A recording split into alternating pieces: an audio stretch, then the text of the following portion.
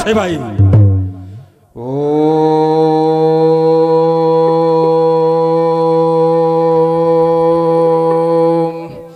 नमः शिवाय।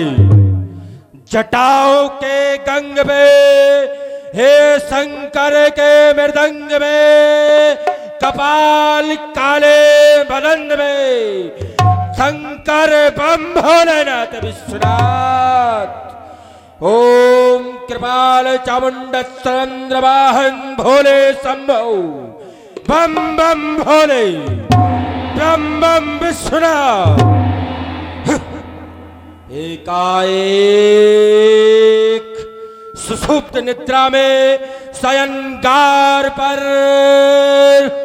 भोलेनाथ की निद्रा में मग्न होकर संध्या उपासना करते हुए पूजा अर्चना कर रहा था कि एकाएक ये क्या देखता हूं कि कोई कह रहा, सावधान सावधान सावधान।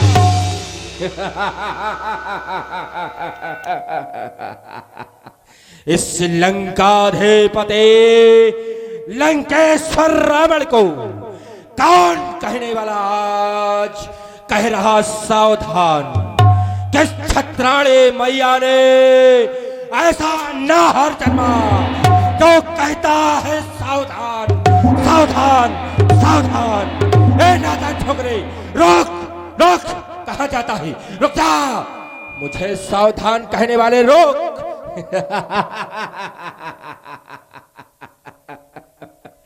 मुझे सावधान कहने वाले, तुझे मैं छोड़ूंगा नहीं, कोई भी हो। कौन हो सकता है? दैत्य, दानव, असुर, नाग, किन्नर, इनमें से कोई नहीं। क्योंकि तीनों लोगों का स्वामी ये दशानंद रावण रावण रावण। ये सावधान कहने वाला कौन? हे भोलेनाथ, अवगत कराइए, कौन कहता सावधान? किस छत्राणी मैया ने ऐसा नाहर जन्मा जो लंकाधिपति रावण को कह सके सावधान? ओ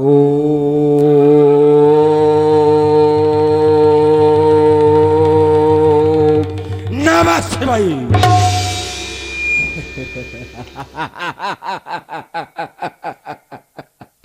अच्छा, तो राजा जनक के द्वारा धनुष खंडन का आयोजन रखकर मेरे सर्वनाशक को प्रमाणित करने के लिए आज हो रहा धनुष स्वयंवर है, किंतु असंभव।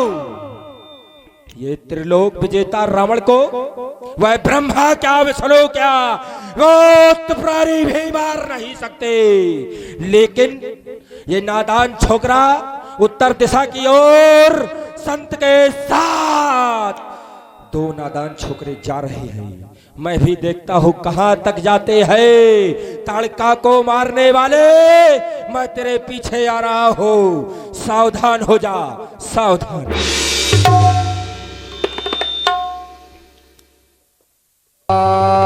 शिवाय।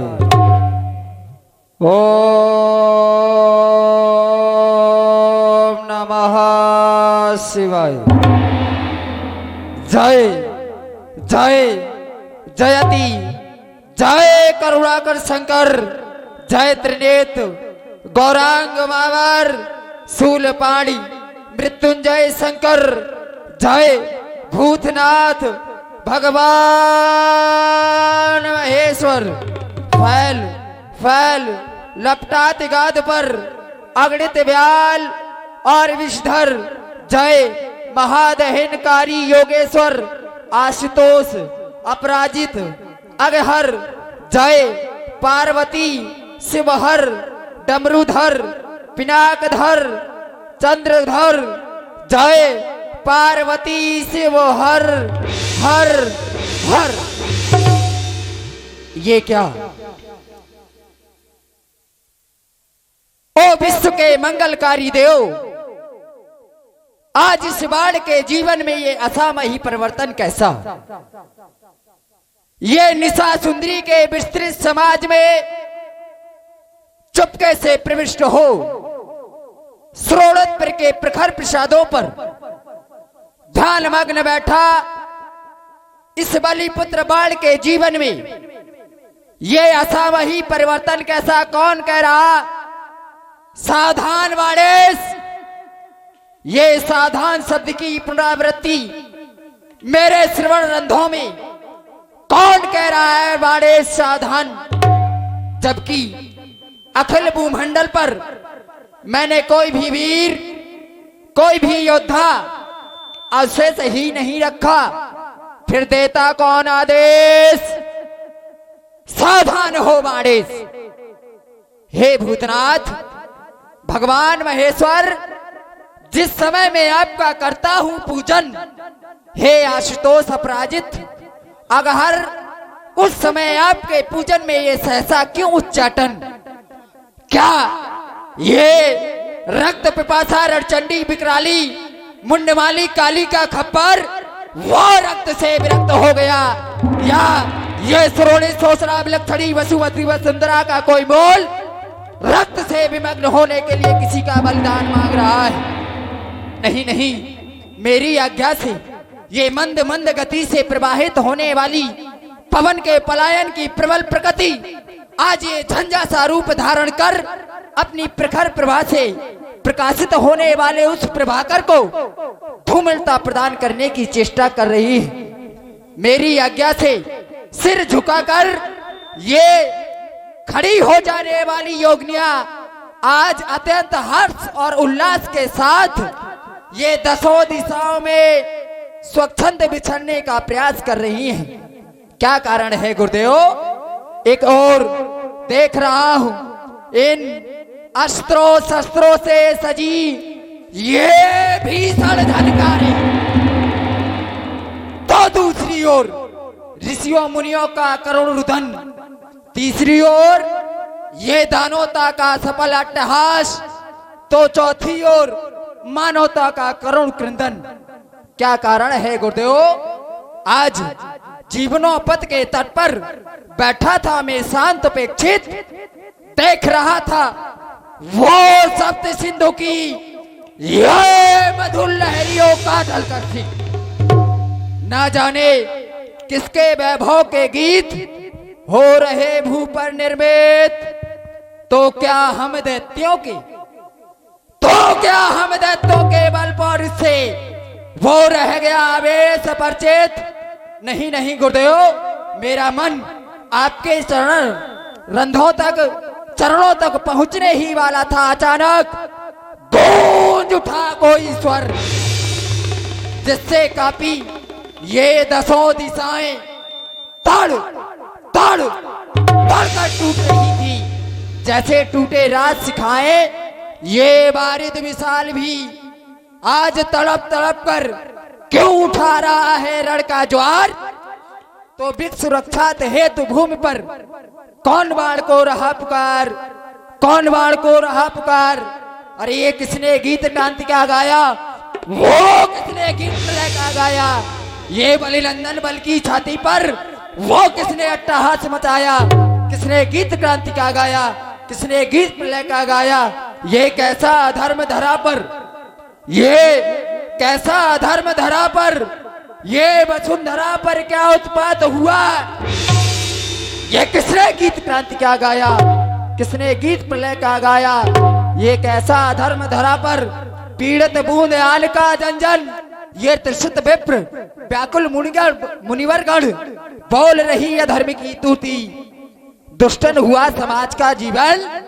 ये किसने दूधव रण प्रचंड से वो लाया? किसने गीत क्रांति का गाया? किसने गीत प्रलय का गाया? ओ अत्याचारी सावधान, इस बाणेश ने है ये शस्त्र उठाया। किसने गीत प्रलय का गाया? किसने गीत क्रांति का गाया? ये अचानक ये कौन? आकाश मंडल से ये गड़गड़ाहट कैसी? ये कौन जा रहा है? अरे ये कौन? ओह, ये तो रावण है। रावण का पुष्पक विमान ये कहां की ओर जा रहा है गुरुदेव? अवगत कराओ भूतनाथ। ओम नमः शिवाय। विदित हो गया, हो रहा स्वयंवर सीते का उस मिथिलापुर की राजधानी में आने का हुआ विचार। उस लंकापति अभिमानी में यदि वहां नहीं मैं जाऊंगा तो सब अनर्थ हो जाएगा। वो मद से भरा रावण मनमानी कर दिखलाएगा। करूं प्रस्थान अब मिथिला को, यही आज्ञा पुरारी की। कभी ना मेटूंगा सुयस उस गंगधारी की। जाकर के मिथिला में दशानन के आनंद को तोड़ूंगा। अनर्थी यदि बना तो पकड़ूंगा और पछाड़ूंगा। करूं प्रस्थान मिथिला को, यही आज्ञा पुरारी की। श्रोणतपुर की देवियों, श्रोणतपुर की रक्षा करना। बम विश्वनाथ, बम विश्वनाथ, बम विश्वनाथ।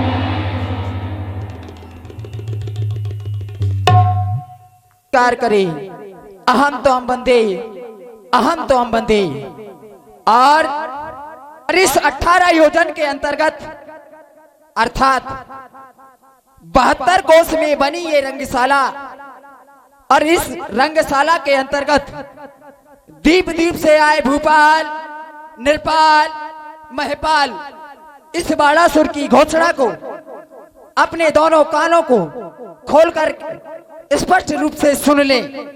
यहाँ पर एक कन्या का विवाह हो रहा है, और यदि इस मांगलिक कार्य पर किसी के द्वारा अमंगल करने का प्रयास किया गया तो इस बाड़ेश के द्वारा दंडित किया जाएगा। ये मेरी स्पष्ट घोषणा है।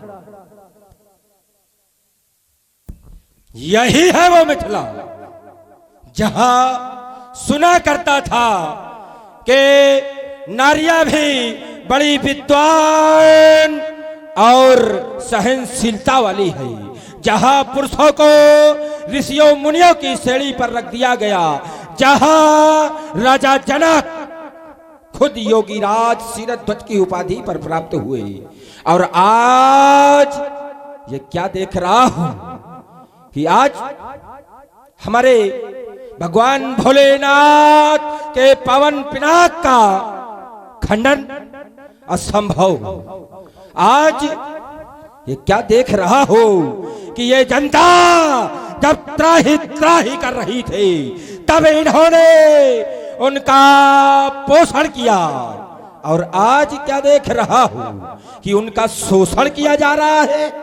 मैंने आज तक ऐसा नहीं देखा कि क्षत्रियों के द्वारा इस शस्त्रागार में रखे हुए शस्त्रों को तोड़ा गया हो, किंतु आज भगवान भोलेनाथ के पावन पिनाक अजगव का खंडन असंभव। मेरे होते हुए ये नहीं हो सकता।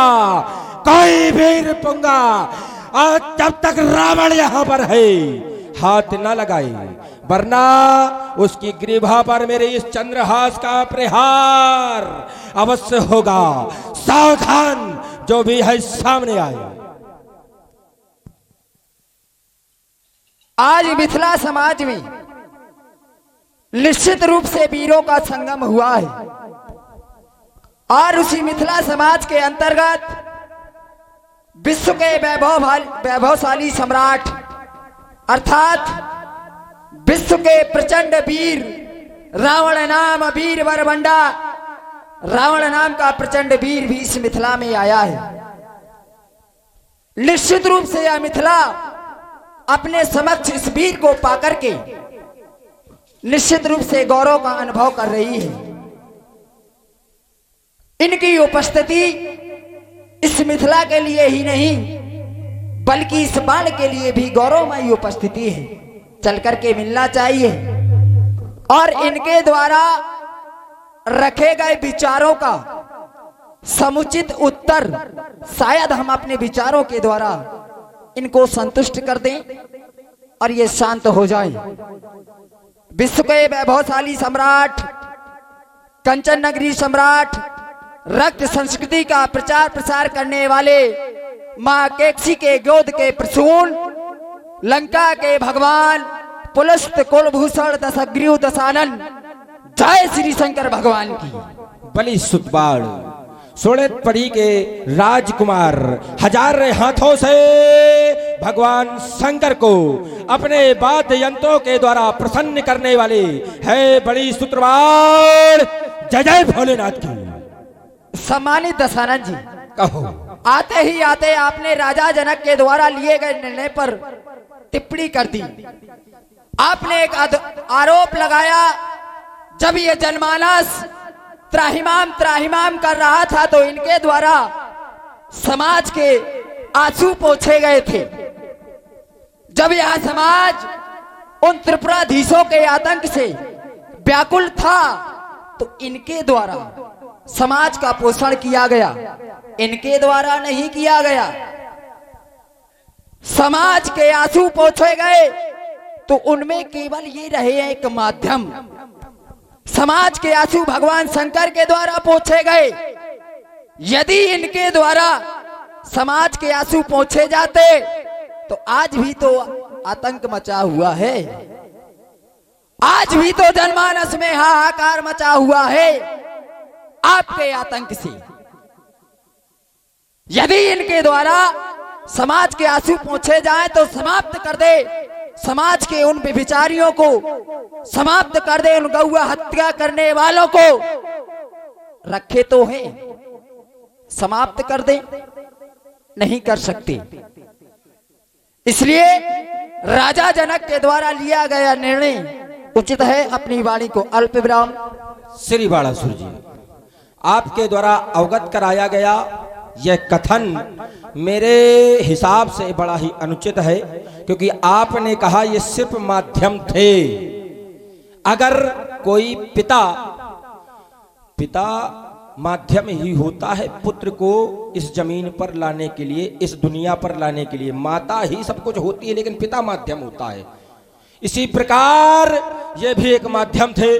दूसरी बात, आपने कहा कि दैत्यों को मारा गया या हमारे दर से आज भी वही हो रहा है, तो इससे तो हमारा इससे कोई वो तो है नहीं कि इसको तोड़वा देने से हमारी जो क्रांति है या हमारी शक्ति है या हमारा भय है खत्म हो जाएगा, असंभव।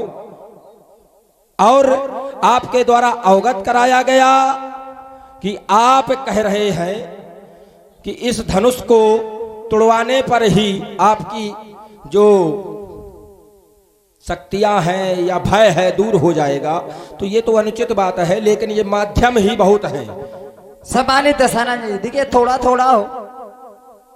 आपने कहा ये केवल माध्यम है, ये आपकी भाषा है, मैंने नहीं। हमने कहा था ये केवल माध्यम। अब प्रश्न यहाँ पर ये खड़ा हो गया कि व्यक्ति महत्वपूर्ण है या शस्त्र महत्वपूर्ण है। अगर शस्त्र नहीं होंगे तो व्यक्ति बेकार है। मैं एक उदाहरण दे रहा हूं, व्यक्ति महत्वपूर्ण है या शस्त्र। मेरी दृष्टि में शस्त्र महत्वपूर्ण नहीं है, मेरी दृष्टि में व्यक्ति महत्वपूर्ण है। वो आपकी एक उदाहरण दे रहा हूं, जलंधर। भगवान शंकर के द्वारा जब जलंधर का वध किया जा रहा था तो भगवान शंकर से जलंधर का घोर युद्ध हुआ, लेकिन भगवान शंकर जलंधर का वध नहीं कर पा रहे थे। कारण उनकी जो पत्नी थी वृंदा, वो पतिव्रता थी। अगर शस्त्र महत्वपूर्ण होता तो जलंधर का वध हो जाना चाहिए था। भाई अगर शस्त्र महत्वपूर्ण है, व्यक्ति महत्वपूर्ण नहीं है, तो जलंधर का वध हो जाना चाहिए था, लेकिन नहीं। मेरी दृष्टि में व्यक्ति महत्वपूर्ण है और शस्त्र महत्वपूर्ण नहीं। आपने एक बिंदु और रखा, आपने कहा था कि इसको तोड़वाने पर रावण को कुछ हानि नहीं है। यही बिंदु रखा था ना कि इनसे कुछ लेना देना नहीं है। आप अपनी सीट बचाए घूम रहे हो, है? कोई बात नहीं है। देखिए इस धनुष के विषय में मैंने जाना है, गरु, कठोर, विदित, सबका हूं। वो आप ये भली बात जानते हैं कि जो इसको तोड़ेगा वो तुम्हें तोड़ देगा, असंभव। इसलिए आप विरोध कर रहे हो। जो इसको तोड़ेगा आपसे श्रेष्ठ हो जाएगा। इसको तोड़ने से हमारे से श्रेष्ठ हो जाएगा। श्रेष्ठ हो जाएगा क्यों? गरु कठोर विदित सबका हूँ, जब वो इसको उठाएगा तो आपके समकक्ष का हो जाएगा। अच्छा, जब इसको तोड़ देगा आपसे श्रेष्ठ हो जाएगा। अच्छा, क्योंकि आपने वरदान ही ऐसा मांगा था। आप कह रहे हैं कि इनको तोड़ने से रावण को हानि नहीं, तो आपकी जो मृत्यु है, आपने जो वरदान मांगा, क्या आपका जो वरदान है क्या शस्त्रों के लिए था? आपने वरदान क्या मांगा था? हम काहू के मरई न मारे, बानर मनुष्य जात दोई बारे। तो आपकी जो मृत्यु का कारण है सत्र नहीं हो सकते। क्या ये फिर राजा जनक के द्वारा लिए गए निर्णय पर अनुचित क्या है? मैं केवल धनुष पे आऊंगा सीधे सीधे। आप मुझे ये बताइए कि राजा जनक के द्वारा, आपने बोला, आपकी बातों को हमने सुना, चले हम सुन बहुत रहे हैं। प्रेम से सुना श्री बाणासुर जी, लेकिन कुछ हम भी बोले तो आप भी सुनिए, स्वीकार करिए उस बात को। आपने कहा कि इस धनुष को तोड़ने पर हमारी बराबरी कोई कर सकता है, तो असंभव, क्योंकि जब मैंने श्री कैलाश पर्वत को उठाया था तो वहां माता पार्वती समेत महादेव आदि गणेश समेत ये धनुष भी था। तो जब मैंने उनको उठाया था तो आज इस धनुष को खाली उठाने से कोई हमारी बराबरी कैसे कर सकता है? और दूसरी बात, आपने कहा कि मनुष्य बानर के द्वारा हमें मृत्यु होगी। चलो मान लिया, हमने वरदान मांगा, आपकी बात को हम स्वीकार करते हैं, किंतु आप ये कैसे प्रमाणित कर सकते हैं कि इस धनुष को कोई मनुष्य और बानर ही तोड़ेगा? कोई दैत्य भी तोड़ सकता है, कोई देवता भी तोड़ सकता है, ये आप प्रमाणित कर सकते हैं। अभी इस धरातल में आइए, आगे न जाइए। इस समय वर्तमान में क्या है, कोई आगे का नहीं देख के आया। इस धरातल की बात करिए, जिस धरातल में आप इस समय हैं। आगे की चर्चाएं अगर चलेंगी तो बहुत हो जाएंगी। केवल मैं आपसे एक बात पूछूंगा, केवल एक बात। इस मिथिला समाज के अंतर्गत जितने भी लोग यहाँ पर उपस्थित हैं, जानना चाहूंगा किस रूप में उपस्थित हैं? देव दानव अनुज मनुज कन्नर, अच्छा सभी नहीं, है। मैं केवल इतना जानना चाहता हूँ कि जो भी इस रंगशाला के अंतर्गत उपस्थित हैं किस रूप में हैं? देखिए, ये बात आपकी देव तनुज धर मनुज शरीरा, तो जब सब मनुष्य रूप में है तो मनुष्य ही तोड़ेगा। अच्छा, मनुष्य ही तोड़ेगा, बात मान भाई ली आप आपकी। है किस रूप में, बात वो लेकिन नहीं है कब तोड़ेगा? अभी तो आप उस धरातल में आइए ना, जब है तोड़ेगा, जब तोड़ेगा। लेकिन अभी कौन तोड़ेगा इसका स्वीकार नहीं कर सकता मैं। मैंने कोई कह सकता है कि कोई तोड़ देगा? पहले सुनो, मैंने अभी तो और दूसरी बात, ना पहले सुन लो। देखो, तुम बोलते हो, हम नहीं बोलते, इससे तुम्हें क्या लाभ है? दूसरी बात, लाभ तुम्हें तोड़वाने में क्या है, हम बताए दे रहे हैं ना। पहले ये बताओ तुम्हें परेशानी क्या है? हमारा लाभ ना देखो। परेशानी यह है कि मेरे आराध्य देव गुरुदेव भगवान शंकर का ये आयुध है, तो भगवान शंकर को आना चाहिए है? क्या भगवान शंकर केवल तुम्हारे गुरु हैं? तो क्या भगवान शंकर ने कहा था राजा जनक को कि इसको तोड़वा दिया जाए? अगर भगवान शंकर ने नहीं कहा था, अगर भगवान शंकर ने कहा था इनके माध्यम से तुम्हें हरि मिलेंगे, तो हरि मिलेंगे इनके माध्यम से, लेकिन इनको तोड़वाने के माध्यम से नहीं कहा। सुन लो, पहले सुन लो। और भगवान शंकर ने ये नहीं कहा कि इसको तोड़वा कर मिलेंगे। ज्यादा घबराओ नहीं, घबराने वाली बात नहीं है, कुछ घबरा तुम रहे हो क्योंकि इसको तोड़वाना इसलिए चाहते हो कि ये तुम्हारा शत्रु है। पहले मेरी बात देखो, आप पहले एक पॉइंट बोलिए, एक बात आप सुने, एक बात हम बोले। तो पहले आप बोल लेते हैं, और जितना बोलते हैं उतना काटने देते हैं नहीं। चलो, काटो, बोलो। बीच में बोल देते हो, फिर कहते हो कि रुक जाओ। भाई आपने कहा कि भगवान शंकर का धनुष है, आपके गुरुदेव का है, तो क्या भगवान शंकर केवल तुम्हारे गुरु हैं? भगवान शंकर तो हमारे भी गुरु हैं। भगवान शंकर तो राजा जनक के भी गुरु हैं। अगर राजा जनक के द्वारा लिया गया ये निर्णय अनुचित होता तो भगवान शंकर को विरोध करना चाहिए था। चलिए, भगवान शंकर नहीं आए, नशा कर लेते हैं, भांग खा लेते हैं। माता पार्वती जी को आ जाना चाहिए, उनके पुत्र गजानन को आ जाना चाहिए था, खड़ानन को आ जाना चाहिए था, नहीं आई, आप बड़ी अम्मा बन के आ गए। हो गया। यद्यपि माँ गौरा ने सीता जी को आशीर्वाद भी दिया, सुन सिय सत्य आशीष हमारी, पूजा ही मनोकामना तुम्हारी। नारद वचन सदा सुच साचा, सोई भर मिले जाए मन राचा। जब माता गौरा ने आशीर्वाद दिया तो क्या माँ गौरा ये नहीं जानती थी कि सीता का जो विवाह है वो धनुष पर आधारित है? अल्प विराम। देखिए, आपने बहुत अच्छी बात कही कि माँ गौरा ने इनको आशीर्वाद स्वरूप कह दिया कि जिसको आप मानेंगे वह आपके वर स्वरूप आपको प्रदान हो जाएगा। ये हम हाथ उठाकर स्वीकार करते हैं, क्योंकि देखो मानस में जो चीज लिखी है हम उसका विरोध नहीं करेंगे। ठीक है। दूसरी बात, आपने ये कहा कि भगवान शंकर भी आ सकते थे इसको रोकने के लिए, और गौरा मैया भी आ सकती थी, उनके पुत्र भी आ सकते थे। तो एक बात बता दें आपको कि गुरु और शिष्य का नाता पिता पुत्र का होता है, ये तुम भी जानते होगे बहुत अच्छे से। तो जब उनको आने की जरूरत नहीं, जब मैं स्वयं आ गया हूं। दूसरी बात, आपने कही कि जनक ने यह निर्णय बहुत अच्छा लिया है। चलो हम बता दें कि अगर कोई गुरु भाई गलत रास्ते पर चल रहा हो, अगर गलत कार्य कर रहा हो, तो उसको अनुचित और उचित का मार्गदर्शन दिखाकर उन्हें संतुष्ट करना चाहिए। तीसरी बात, आपने देखिए, एक बात मैं बोल लेने दो, ये जो है आपके द्वारा ये बार बार तोड़वाने की प्रथा जो दिखाई जा रही है कि आप ललायत हैं कि इसको तोड़वा दिया जाए। वो क्यों?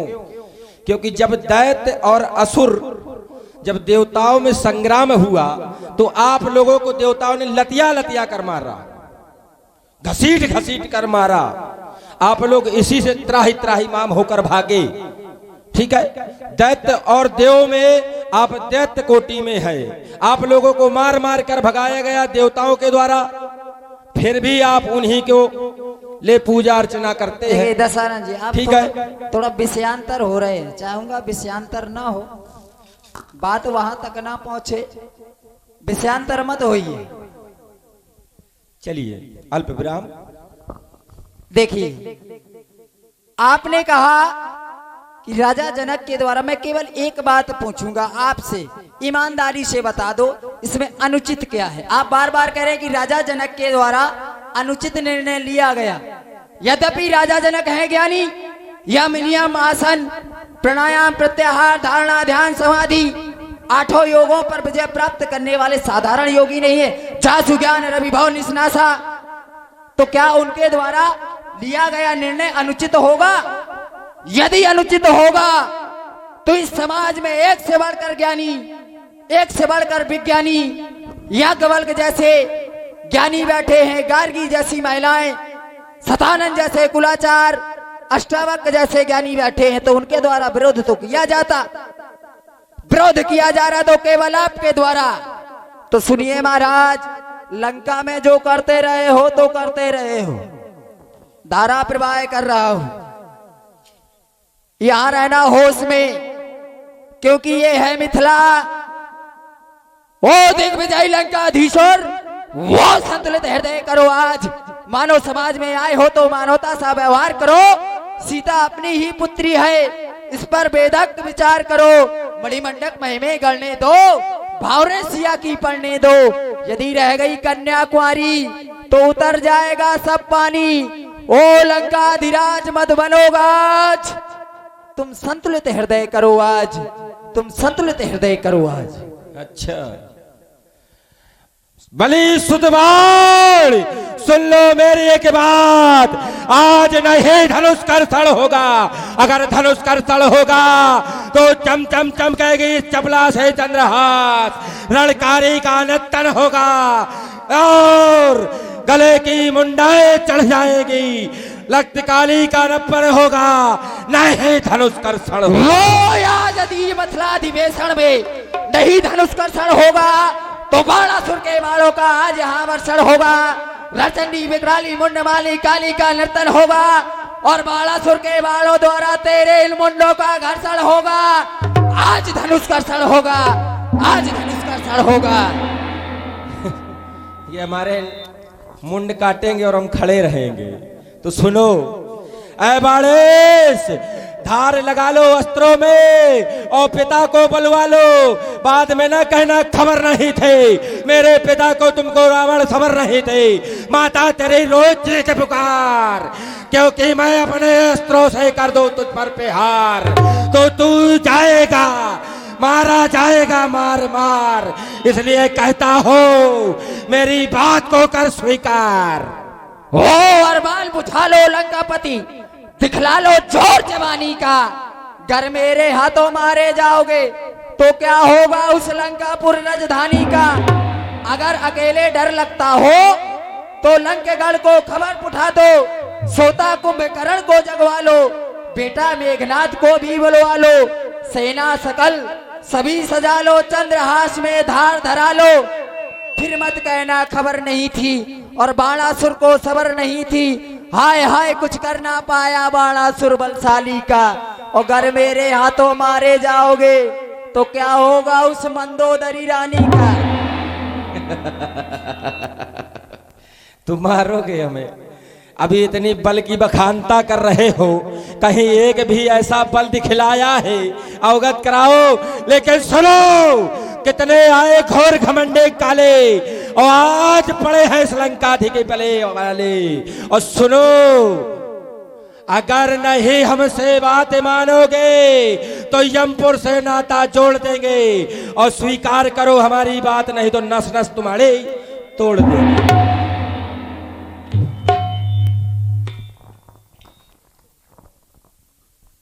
देखिए दशानन जी, राजा जनक है ज्ञानी और राजा जनक के द्वारा लिया गया निर्णय अनुचित नहीं हो सकता। इसलिए आपसे यही निवेदन करूंगा, शायद राजा जनक के द्वारा लिया गया निर्णय हमारी और आपकी समझ से परे हो, तो हमें यहाँ अमंगल करने का प्रयास नहीं करना चाहिए।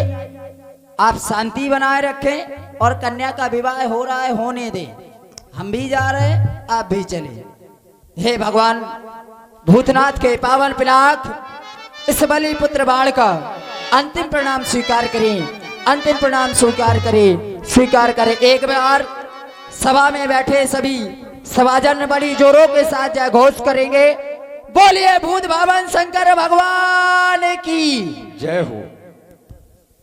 हे भगवान भोलेनाथ के पावन पिनाक अजगाओ, मेरा अंतिम प्रणाम और मेरे मन की वृथा यही कहती है कि हे भोलेनाथ के अजगाओ, टूट कर किसी का हाथ किसी के हाथ में दे देना आज, और मेरे तारनहार का उद्धार न कर कर मेरा उद्धार करना। हे भोलेनाथ, मैं आप आज को प्रणाम कर अजगाओ को प्रणाम करता हूँ। बोलिए भगवान भोलेनाथ के।